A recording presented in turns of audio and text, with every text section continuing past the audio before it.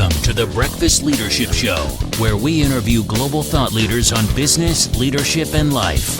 Here's your host, keynote speaker, best-selling author, and chief burnout officer of the Breakfast Leadership Network, Michael Levitt. Welcome back. I've got Marc Plinka on the line. Marc, how are you doing?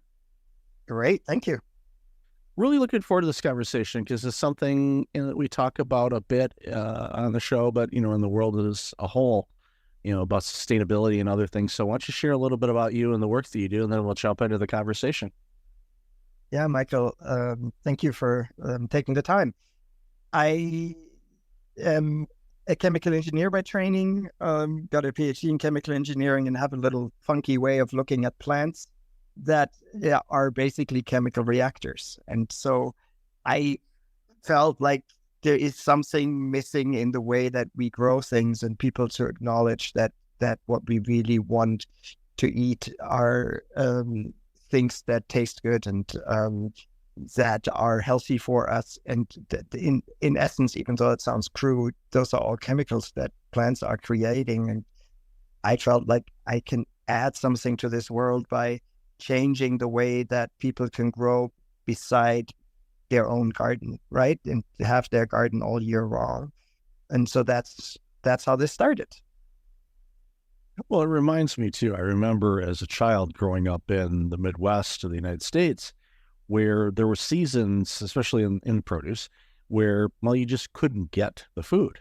And then now, I go into a grocery store today, I can pretty much get whatever I want. It doesn't matter if it's July or January.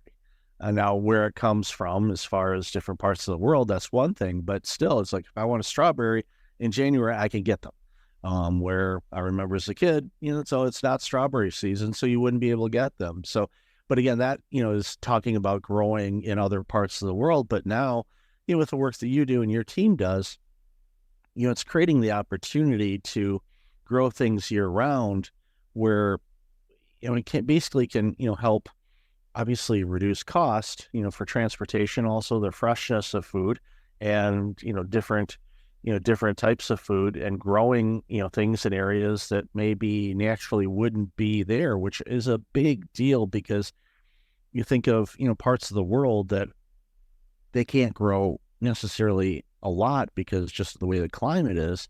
But with, understanding science, and I love how you said at the beginning, plants and stuff, it's a chemical reaction that, cause these things, and everything is. It's like something happened to react to cause this to become what it is.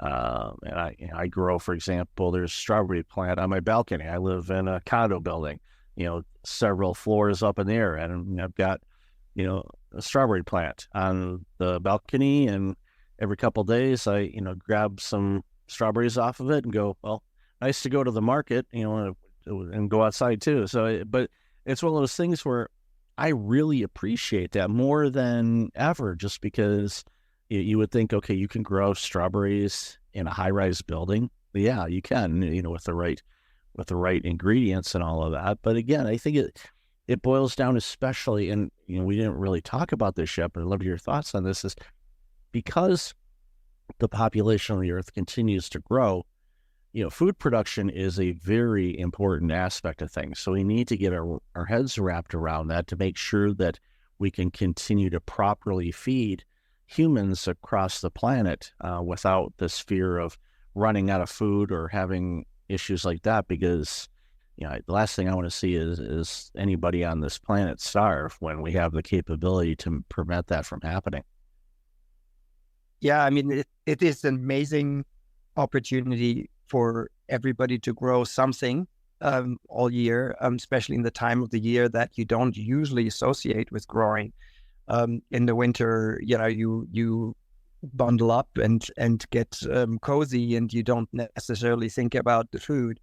The food that you're buying in the winter tastes, for most people that are not in California or in Florida, really bland. And I'm in Colorado, I go to the grocery store, I buy tomatoes, they look red-ish and they don't taste like anything, like water. And so we are trying to help people to produce not only in their own yard, but also commercially tomatoes all year long that actually taste like tomatoes and are as good for you as tomatoes should be. And that includes feeding our kids, right? So we do most of our things, if we are thinking in sustainable ways. Sustainable to me means for our kids and their kids, right? It's not for us. Yes, it is for us, but not, we're doing things for the future generations. And that's where we want to be. That's the focus. At least that's the focus for me. And you mentioned tomatoes. I mean, that's one of the most common vegetables out there, where it's in salads, it's on sandwiches, it's there. And I know, myself, I get a tomato from where I'm at, and it's like, okay, like you said, it's like, this is not the best. It's there. The texture is there, but it's just not there. But then you go someplace, a warmer climate like, California or Florida, and you see somebody grab a tomato and they slice it and put it on there, and it's literally, your taste buds go, where have you been all my life? It's and to be able to replicate that and have that be the norm across the board, I think, one, again, it's being able to get really good and fresh produce, all year round is one, but two, just going on the flavor side of things, kids are picky eaters. Some adults are too, but you have something that tastes like it's supposed to taste in an ideal climate. There's a better likelihood that they're going to eat that. And if they eat that, then from just a longevity of life and a quality of life, eating good vegetables, eating good fruits and all of that, it helps your body. Your body naturally breaks those things down.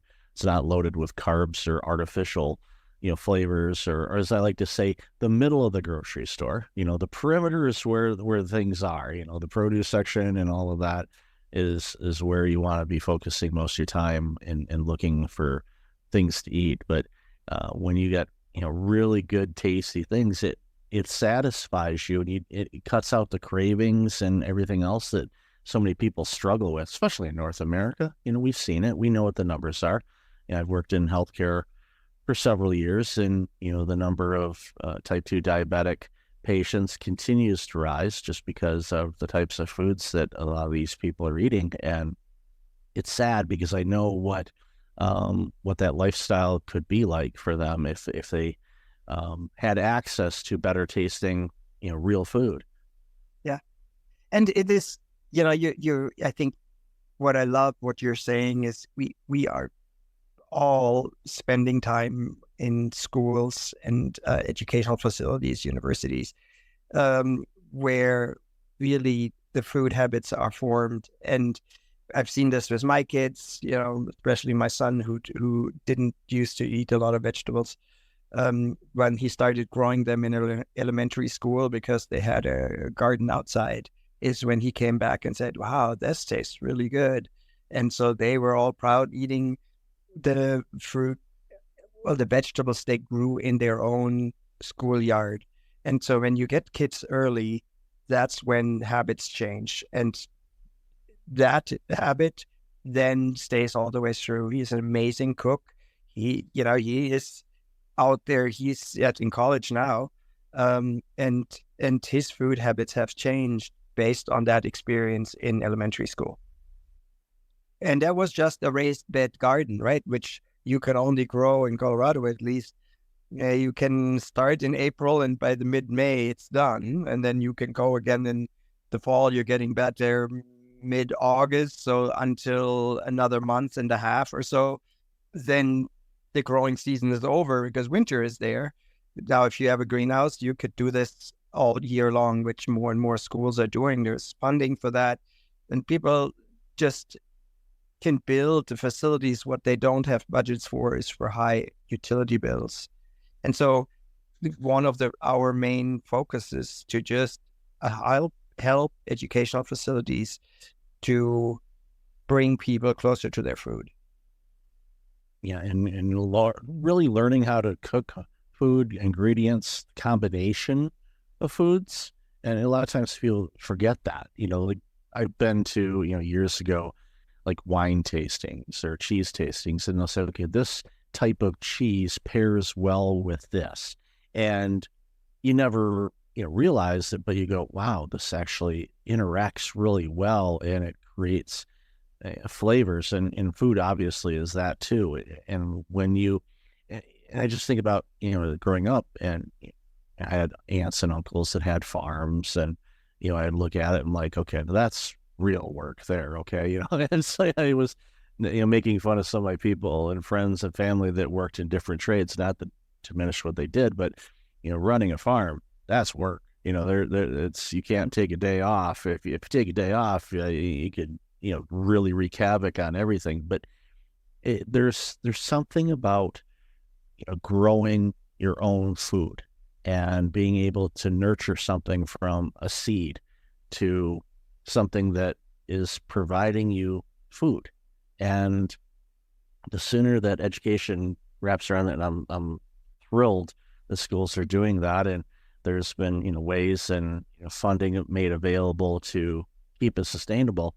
It's going to teach these children to grow up adults like your son, the right foods to cook, how to do it. And it's going to save them in times where if there happens to be shortages or supply chain issues or global conflict or whatever, where food supplies might be impacted a little bit. If you've got a community garden and you can grow things yourself, you are going to be well off when it comes to being able to sustain your own, well-being, quite frankly. And like when I see stories of community gardens, and especially in areas where it may be an impoverished area and they cleared out some old homes and they, reconditioned the soil and all of that stuff. And now they have this huge community garden where all the neighbors contribute and take care of it. And it provides, the vegetables and fruits for the neighborhood to eat.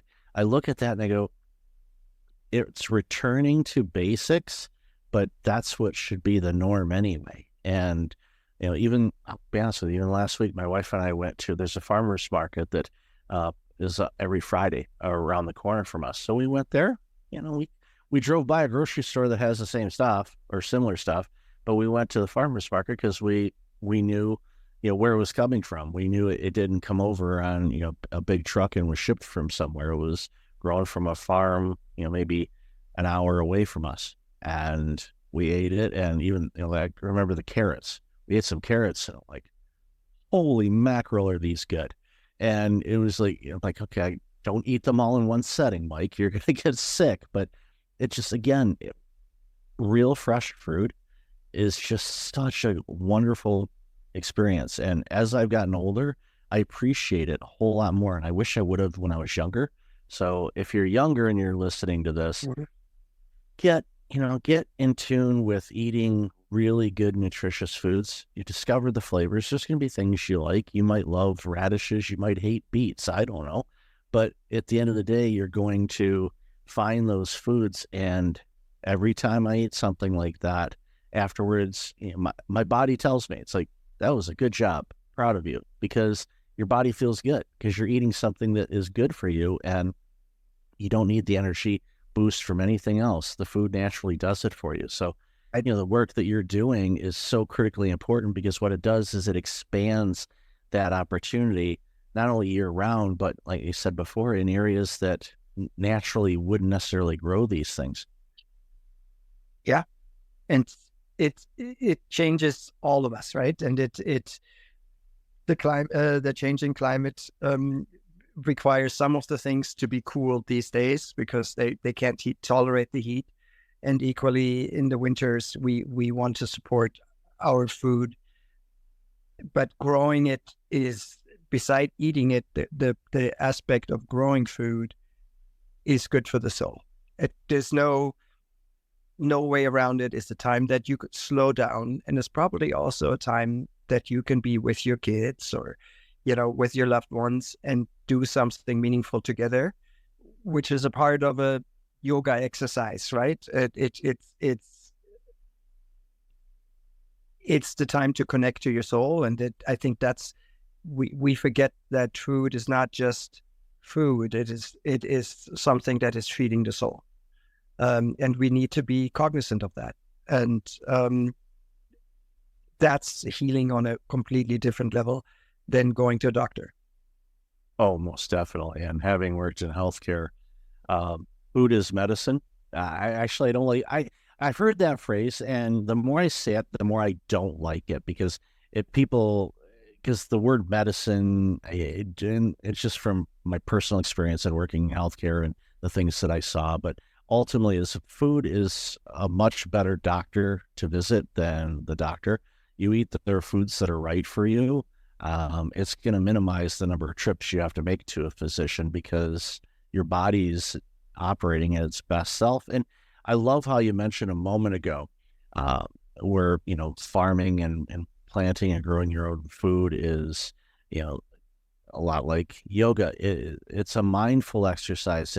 You have to be present. And in a lot of the work that I do, is helping organizations and individuals with burnout recovery and prevention. And farming is one of those things, much like reading a book, is very singular, focused in nature, where you can't multitask. If you're farming and you're playing with the soil and you're digging things up and you're planting things, you're not going to be on your iPhone at the same time. You're not going to be talking or having a meeting or doing you're focusing on that. And it's your hands and the soil all connected as one, and, energy, quite frankly. It's an energy universal thing from plants to humans. There's an energy there, and you're working in unison together on things. It's very calming, and I'm sure there's been studies done on this where lowering your blood pressure and reducing hypertension just by getting your butt in the garden and planting and doing things is such a beautiful thing, and it just makes you feel better. On top of the food being good, it helps you just be more present. And it's definitely a recommendation that I give to people. It's like, consider gardening, grow something. Yeah. Yeah. And especially, I think people underestimate the value that light has on our psyche. In the winter months when we don't have enough, there's a lot of depression. Spending some time in the light, of course, going to go on a walk is a wonderful thing, and I would absolutely encourage that. Go to the mountains, go to the neighborhood park. In the winter, that's harder. In your own greenhouse, you're standing in the sun, you feel the sun, and you see things grow. That's a part of the exercise program, including all the yoga poses that you can do in the greenhouse while yanking out your weeds. Right? It is a whole body experience. It's just not sitting and being in one place. You're actually having a whole exercise part, and it's fabulous to spend that time slowing down and not looking at your devices, including for your kids, obviously. Yeah. And our younger generation that are more connected than our generation is, it's good to return to nature and all the benefits that it provides, not just from a nourishment standpoint or breathing or oxygen or food or things like that, but just getting back to our true self and being in the moment, being present. And when you do that, it makes a huge, huge difference. So, Marc, I've loved this conversation. I could talk to you for hours about all the benefits of all of this, but where can people find out more about the work you're doing and learn more about you and everything else? I think the easiest way is to go to our website, which is Ceres Greenhouse Solutions, CERES, Greenhouse Solutions. Otherwise, you can look up greenhouses in Boulder, Colorado, works as well. That's probably the best place to start. I wrote a book that you can look up, but all of that will be seen on the website, and I think that's a good place to start. All right, I'll definitely have that in the show notes. So, Marc, thank you again for being on the show. Thank you for the work that you're doing and reminding me just, during this conversation of, how therapeutic, growing your own food is. And, just, from an idea or a concept to something that nourishes you, it's a wonderful gift, and we don't want to take it for granted. And it's something that's beautiful, and you're making it possible for more people around the globe. So thank you again for your time and being on the show. Thank you for your time, Michael. Thanks for listening to the Breakfast Leadership Show, part of the Breakfast Leadership Network. Visit breakfastleadership.com for tips on empowering your business and your life.